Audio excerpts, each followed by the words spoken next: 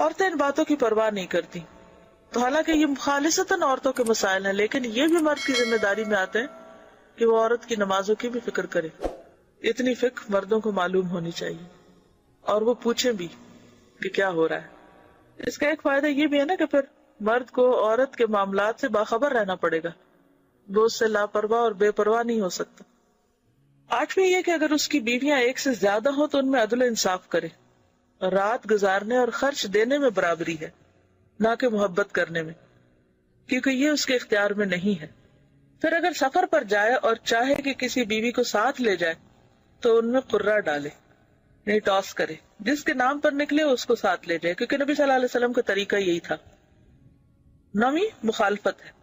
اگر عورت مرد کے خلاف اٹھ کھڑی ہو، ان نشوز جس کو کہتے ہیں، قرآن میں آپ سب اس کو پڑھ چکے ہوں گے، یعنی اس کا خاص حق نہ دے یا سرکشی کرے، تو مرد کا حق ہے کہ اس کو ادب سکھائے.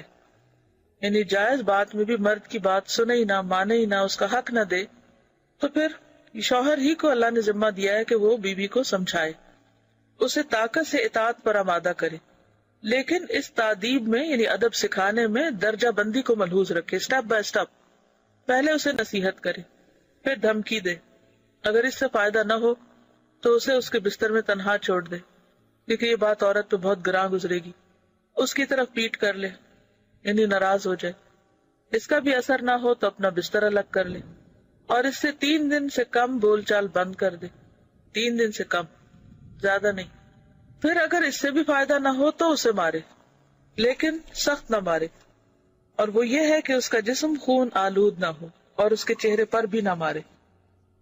10ویں جماع کے آداب سے متعلق مستحب ہے کہ بسم اللہ سے شروع کرے، قبلے سے منہ پھیر لے، جماع کے وقت اوپر کپڑا ڈال لے، ننگا نہ ہو، اور یہ کہ پہلے کھیل اور مانکا اور بوس و کنار شروع کرے. بعض علماء جمعہ کے روز جماع کرنا مستحب سمجھتے ہیں. پھر جب مرد فارغ ہو جائے تو اسی حالت میں کچھ دیر ٹھہرا رہے تاکہ عورت بھی فارغ ہو جائے، کیونکہ عموماً عورت کا انزال مرد کی نسبت دیر سے ہوتا ہے. حیض کی حالت میں اور پخانہ کی جگہ میں مجامت کرنا جائز نہیں. اگر دوبارہ مجامت کرنا چاہے تو اپنی شرمگاہ کو دھو کر وضو کر لے. جنابت کی حالت میں بال نہ منڈائے، ناخن نہ کٹائے اور خون نہ نکلوائے، یعنی وہ جو پچنے لگواتے ہیں نا. عزل کرنا انزال کے وقت اپنی شرمگاہ کو باہر نکال کر منی گرا دینا جائز لیکن مکروہ ہے. 11ویں ولادت کے آداب ہیں اور وہ 6 ہیں. پہلا یہ کہ لڑکے کی پیدائش پر زیادہ خوش اور لڑکی کی پیدائش پر غمگین نہ ہو، کیونکہ اسے معلوم نہیں کہ لڑکے میں بھلائی ہے یا لڑکی میں. یعنی کہ بچوں کی پیدائش میں بھی انصاف سے کام ہے. عام طور پر لوگ لڑکے کی پیدائش میں زیادہ خوش ہوتے ہیں اور لڑکی کی پیدائش پر غمگین ہوتے ہیں، جیسے کہ قرآن پاک میں بھی بات کی گئی. دور جاہلیت میں خاص طور پر ایسا ہوتا تھا. وَإِذَا بُشِّرَ أَحَدُهُمْ بِالْأُنثَىٰ ظَلَّ وَجْهُهُ مُسْوَدًّا وَهُوَ كَظِيمٌ يَتَوَارَىٰ مِنَ الْقَوْمِ مِنْ سُوءِ مَا بُشِّرَ بِهِ أَيُمْسِكُهُ عَلَىٰ هُونٍ أَمْ يَدُسُّهُ فِي التُّرَابِ أَلَا سَاءَ مَا يَحْكُمُونَ. کہ جب ان میں سے کسی کو بیٹی کی پیدائش کی خوشخبری دی جاتی ہے تو وہ غم کے گھونٹ پینے لگتا ہے، اس کا چہرہ سیاہ ہو جاتا ہے، سوچتا ہے کہ کیا اس کو ذلت کے ساتھ لیے رکھے یا مٹی میں دبا دے. کتنا برا ہے فیصلہ جو وہ کرتے.